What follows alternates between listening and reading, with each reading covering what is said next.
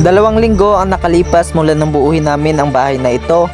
Hirap at pagod sa pangunguha ng mga kahoy. At ngayon nga ay unti-unti na itong natatapos. Ngayong araw ay sisimulan na namin ang paglalagay ng bubong. Habang sinisimulan ko ang pag-aatip, si Papa naman ang nagsasahig. Medyo mabagal nga ang paggawa namin ng bahay na ito dahil dadalawa lang din kami ni Papa. Ito nga pala ang part 2 ng paggawa namin ng bahay na ito. Tara at samahan nyo kami.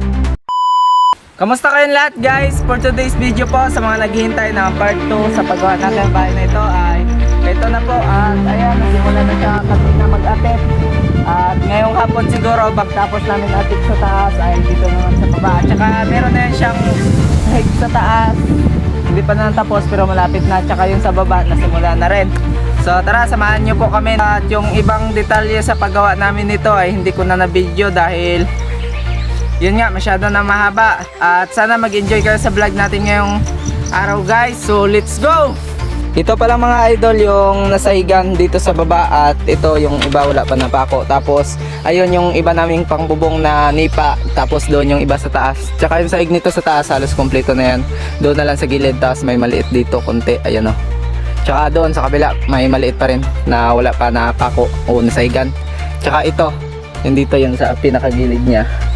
Ito yan sa likod niya. Ayan, ganyan yung itsura niya sa likod. Pasensya nyo na medyo makalat. Diyan na kasi kami nagkain gabi.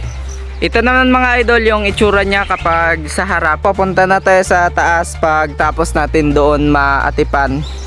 Ito naman yung sa baba. At ayan, medyo malapad yan dito sa taas. Medyo may kalakihan kasi ito siya. Ito yung mga nipang gagamitin natin ngayon mga idol. Itong mga to nasa 100 piraso lang ito, tapos yun meron doong 30 piraso.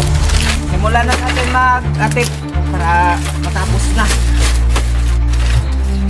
Baka maabutan tayo dito ng 1 taon.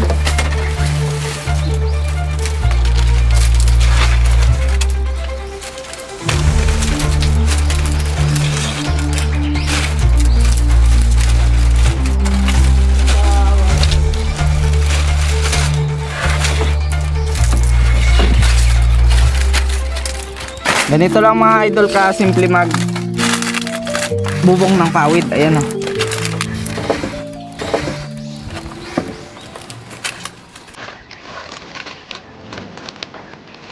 Tapos natin ganun.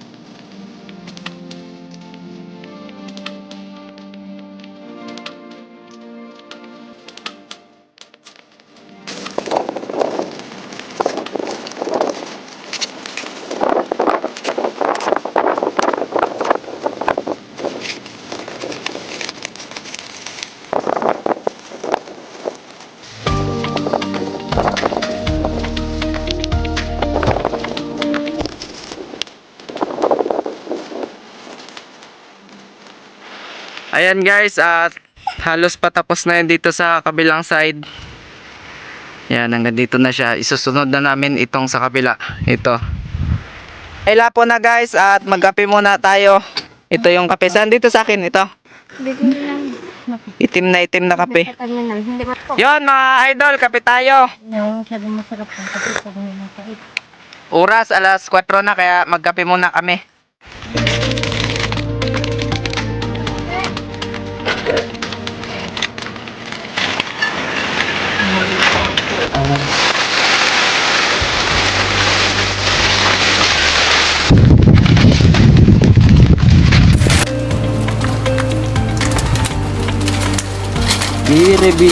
At yun mga idol, dahil hapon na at alas 5 na yata, kaya bukas na naman natin to ituloy. Ito nga pala yung natin pa namin kanina. Ayan. Tapos itong nasa harap, ayan ah. Siguro yung dito bukas ng maaga matapos dito yung dito. Tapos bago kami lilipat sa baba, doon na naman kami mag bubong. So yun, sa mga nanood muna, maraming salamat. At sana huwag kayong magsawang suportahan ako. Kung bago pa lang kayo sa aking YouTube channel, huwag niyong kalimutan mag-like, share, and subscribe. Yun lang, maraming salamat. At hanggang sa muli, paalam. Hey, let's go.